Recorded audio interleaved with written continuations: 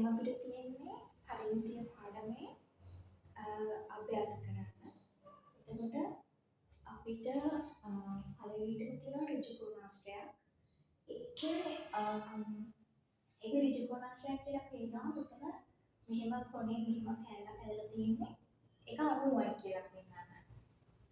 මොන හරි එකක මොන හරි තර රූපයක මෙහෙම එකක් කරොත් ඒ කියන්නේ එතන අංශක 90. අංශක 90 කෝණයක් තියෙන්නේ. මෙතන අංශක 90 කෝණයක් තියෙන්නේ. මෙහෙම කියන හින්දා අපි දන්නවා මේක ඍජු කෝණාශ්‍රයක් කියලා. එතකොට මේකේ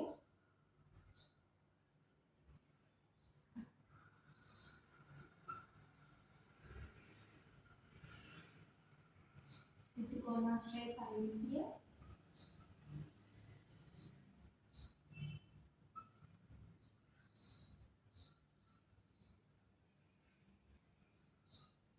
සමානයි.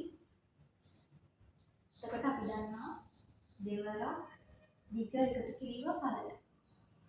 දිග 7 සෙන්ටිමීටර ධන 5 සෙන්ටිමීටර. එතකොට දෙවරක් 7යි 5යි 12යි.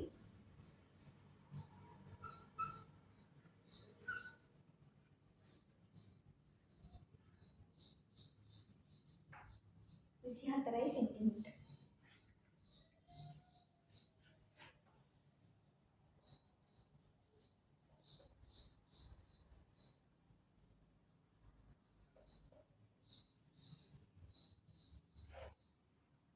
ඊට පස්සේ අපිට තියෙනවා සමචතුරස්‍රයක්.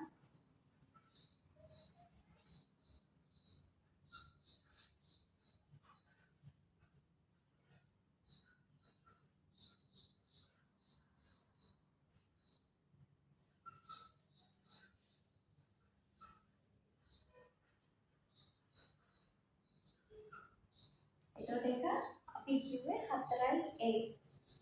එතකොට 4 වරක් පාදයක දිග. පාදයේ මේක 2.5 සෙන්ටිමීටර.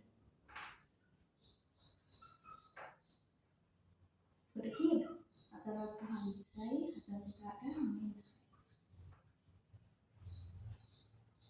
10යි සෙන්ටිමීටර.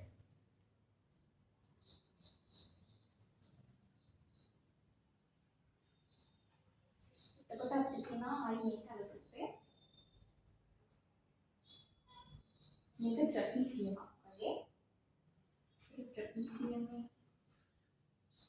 අපිට මේක හඳුනා ගන්න ඕනේ නැහැ. අපිට මේක හරියටම අපිට කියන්න දත්ත නැත්තම් අපිට පුළුවන් තල රූපේ පරිමිතිය නැත්නම් පරිමිතිය කියලා කියන්න.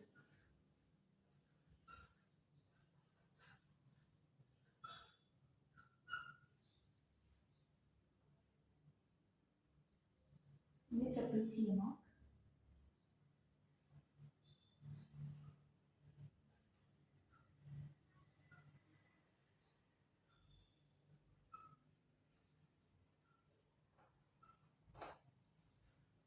එතකොට සේරම එකතුව 3 6යි 9 සෙන්ටිමීටර. එතකොට මේක 1 2 3 4 5 6. පැති 6ක් තියෙනවා, සමාන පැති 6ක් තියෙනවා. එතකොට ඒක ෂඩාංශය.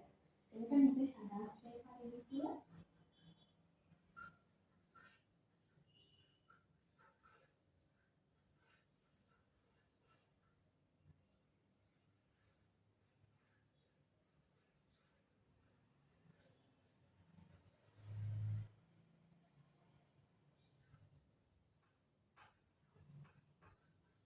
ඒ අපි 6න් ගුණ කරේ මේ හැම පාදයක්ම සමානයි. අපිට මෙහෙම එකම මෙහෙම දැන් තැන් මොකක් හරි එකක මේක අපි හිතමු මේක සමචතුරස්‍රයක් කියලා. එතකොට මේකේ පාද හතරම සමානයි.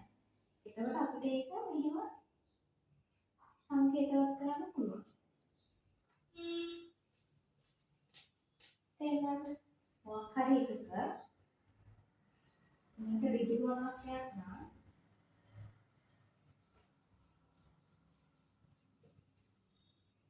මේක ඍජුකෝණාශ්‍රයක් නම් ඒකේ මේ පාද දෙක සමානයි. අයි මේ පාද දෙක දිගින් සමානයි. හිතන්න අපිට මෙහෙම එක හිතා ගන්න බැරි මොකක් හරි එකක් දෙනවා.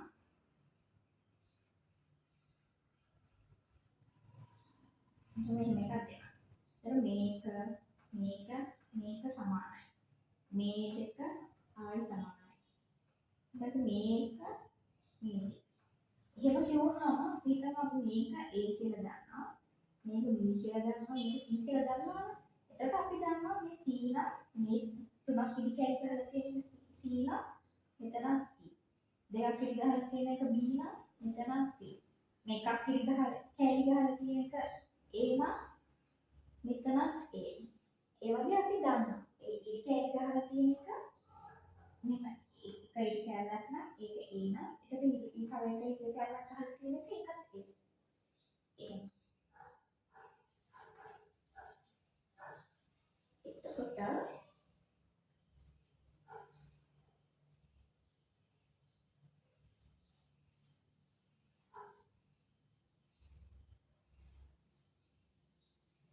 ඒ වගේ ෂඩාශ්‍රය මෙන්න ඇති 6ක් සමානයි. රජුගේ තුනේ එකයි 6ක්. එතන 6 වරක් 3.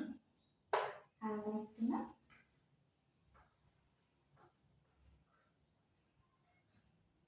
18 සෙන්ටිමීටර. ඊට පස්සේ අපිට දෙලා තියෙනවා මේ වගේ එකක්. අපිට මේ කෑල්ල එක දන්නේ මේ කෑල්ල එක දන්නේ. ඒකයි මේ කෑල්ල එක දන්නේ මේ කෑල්ල දිග දන්නේ. එතකොට මේ වගේ වෙලාවට අපි හිතන්න ඕනේ හදිස්සිය හරි මේ කෑල්ල මේ කෑල්ල මේ වගේ දික් කරොත් අයි මේ දිග කෑල්ල මේ වගේ දික් කරොත් අපිට මේක සමාන වෙනවානේ. ඒ කියන්නේ මේක මෙතන මේ පැත්තේ සෙන්ටිමීටර් 5යි මේ පැත්තේ සෙන්ටිමීටර් 4යි.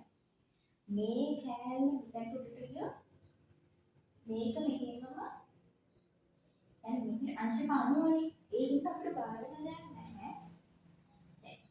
මෙහෙම තිබ්බොත් අපිට මේක කරන්න බෑ. හරිද? මේක 90 නෙමෙයි නම් මේක 90 නෙමෙයි නම් මේක වෙන කෝණයක් නම් එතකොට මේ කියන්නේ මෙහෙ. එතකොට අපිට මේක අපි මේ දෙක විතරක් දැනගෙන මේ කීයද කියලා හොයන්න බෑ. හැබැයි මේක අපිට 90යි කියලා දීලා තියෙනවා. 90 නම් මේක 90යි නම් මෙතනත් 90යි මෙතනත් 90යි ඔක්කොම 90යිනේ. ඒ හින්දා මේ ඉදි කැලි යන්නේ කෙලි. මේක ආය ඇදයක් නැහැ. ඒකට අපිට මේකත් කෙලින්ම යන්න උඩට. ඊට ආය මේකත් මෙහෙම 90යි මෙහෙම යන්නේ මේක කෙලින්ම මේක සම්පූර්ණ වෙනවා. මේ කෑල්ල මෙතෙන්ට අරන් ගියොත් මේ කෑල්ල හිතන්න මේක මෙතෙන්ට අරන් ගියොත් මේ කෑල්ල මෙතන නෑ මම මේක මෙතෙන්ට තියෙන්නේ කියලා. ඒක සම්පූර්ණ වෙනවා. එතකොට අපිට මේකේ සෙන්ටිමීටර 5යි මේක සෙන්ටිමීටර 4යි. මේ කෑල්ලයි සෙන්ටිමීටර 5යි මේ කෑල්ල සෙන්ටිමීටර 4යි. මේක සම්පූර්ණ අනුරූපයක් කියලා අපිට ඉමේජින් කරන්න පුළුවන්. අපි මේක හිතන්න ඕනේ. මේක අපි හිතින් හදන්නේ. මොකද මේක අපි මේ කෑල්ල උඩට ගියොත් මේ සිරස් කෑල්ල මෙතෙන්ට ආවොත් එතකොට මේක සම්පූර්ණ වෙනවා.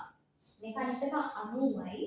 ඒ හින්දා මේක සිරස් විදියට අපිට මේ තලරූපය සම්පූර්ණ කරන්න පුළුවන් කියලා අපි මේක අපි අරගෙන තමයි අපි මේක එතකොට මේකේ පරිමිතිය කියලා තලරූපයේ පරිමිතිය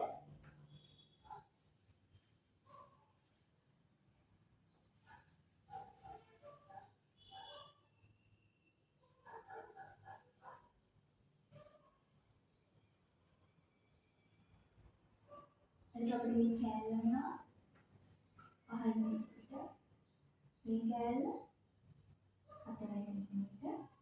එතකොට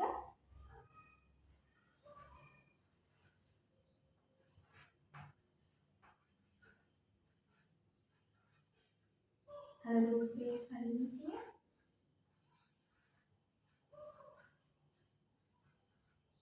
සමානයි. කොට